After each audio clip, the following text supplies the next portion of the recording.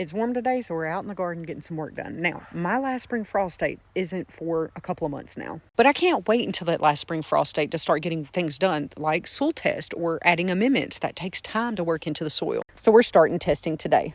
Ignore the cardboard. I'll talk about that at a later time. Now, last year was my first garden season here. I don't do raised beds. I do all in-ground garden, and I don't till. This is a no-till. Last year, I added things like rabbit poop, untreated seedless straw, compost, and even alfalfa pellets because it's packed full of nitrogen. And now I get to see if all my hard work paid off because my soil composition wasn't that great. So you want to aim for good loamy garden soil, which is 40% sand, 40% silt, 20% clay. Mine was predominantly sand and silt, oddly enough, because you would have thought it was clay here in Arkansas. But it's where my garden's positioned, which is at the bottom of a ridge. So we're going to do a good old-fashioned composition test.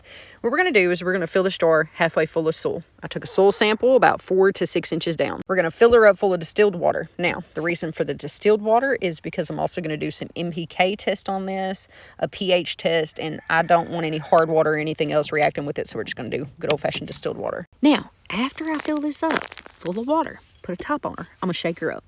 Then I'm going to leave her to sit for 24 hours, and I will do that full test and give you the full results all in another video. But basically what we're going to be waiting that 24 hours for is the sand is the heaviest particle. It's going to settle at the bottom. The silt, next heaviest particle, it'll be in the middle. Then the clay deposit will be all at the top, right? And you want to wait until the water is clear to actually get your results.